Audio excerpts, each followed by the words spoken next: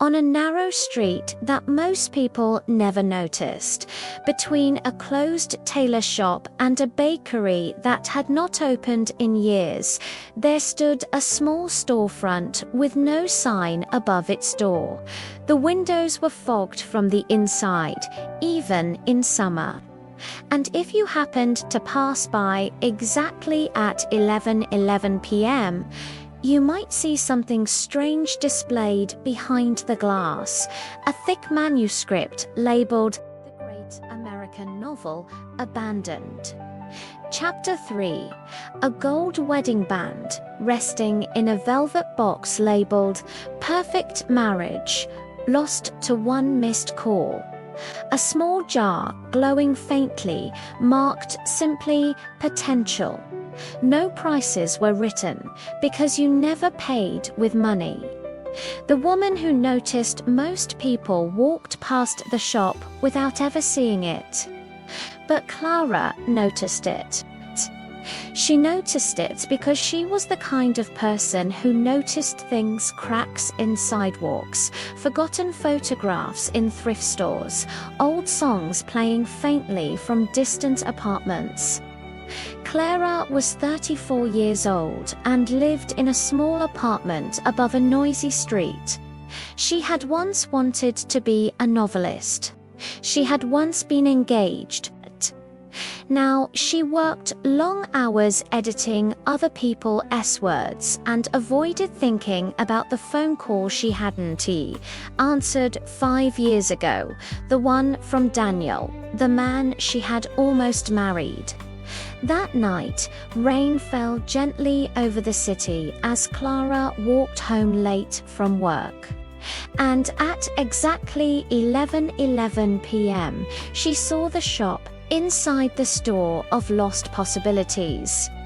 The bell above the door did not ring when she stepped inside. The air smelled like old paper and something faintly sweet, like forgotten perfume. Shelves lined the walls from floor to ceiling. But instead of books arranged by author or genre, each item had a handwritten tag: the bakery that almost opened, the trip to Paris that was cancelled, the friendship that faded after graduation. Behind the counter stood an elderly shopkeeper with silver hair tied neatly back. Her eyes were sharp and strangely kind.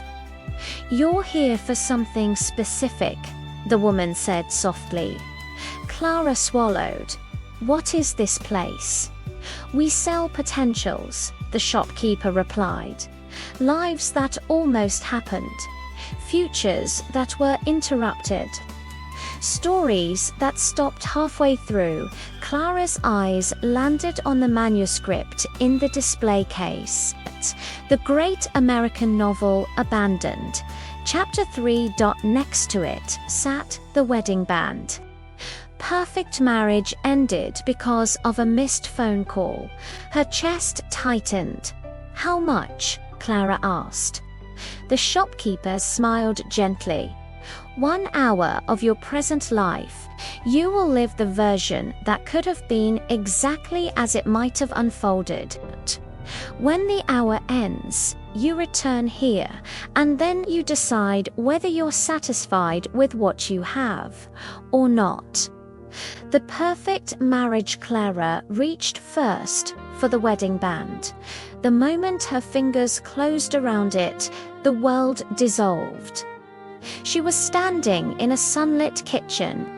The air smelled of coffee and cinnamon. Daniel stood by the stove, flipping pancakes with an exaggerated seriousness that made her laugh. She looked down at her left hand. The ring was there.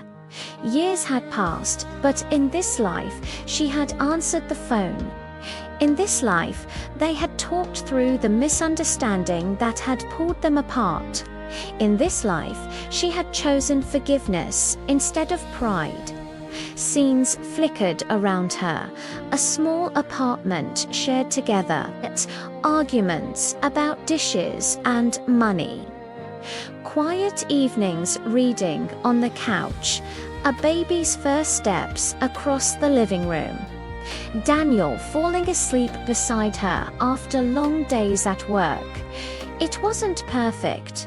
There were bills, exhaustion, compromises, but it was warm, it was real, and it was theirs. Clara felt happiness, not the sparkling kind from fairy tales, but the steady, grounded kind that grows slowly over time. Then she noticed something else. On the kitchen counter, covered in dust, sat a notebook, unopened, unwritten. The great American novel The Hour was not over. Suddenly, the kitchen faded, and Clara stood in a different apartment, smaller, messier. There was no wedding ring, but manuscripts covered every surface.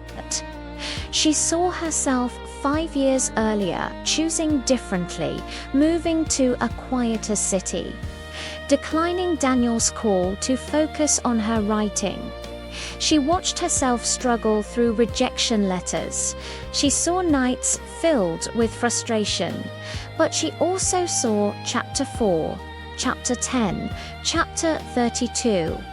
The novel was finished, published, praised.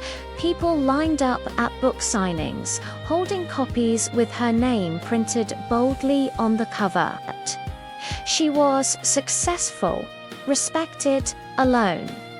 In that life, Daniel had married someone else, and she sometimes stared at her phone at night, wondering what might have been. The hour ends, the world dissolved again.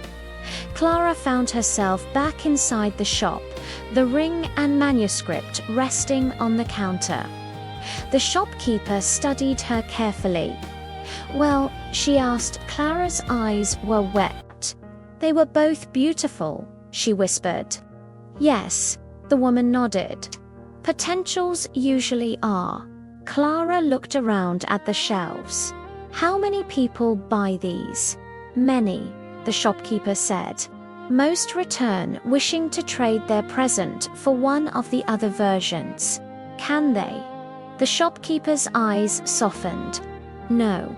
You may visit what could have been, but you must live what is." The final choice. Clara stood silently for a long moment. In one life, she had love but no book. In the other, she had success but no partner. Both were incomplete in different ways. Then she realized something. Neither potential had shown her the future beyond that hour. Both lives had frozen at a moment, highlighting what she lacked in the present. But neither guaranteed happiness forever. Clara stepped away from the counter. "I don't want to buy either," she said quietly. The shopkeeper smiled. "That is the wisest purchase." The real potential. As Clara stepped outside, the rain had stopped. The street looked ordinary again. No glowing display, no mysterious sign. She checked her phone.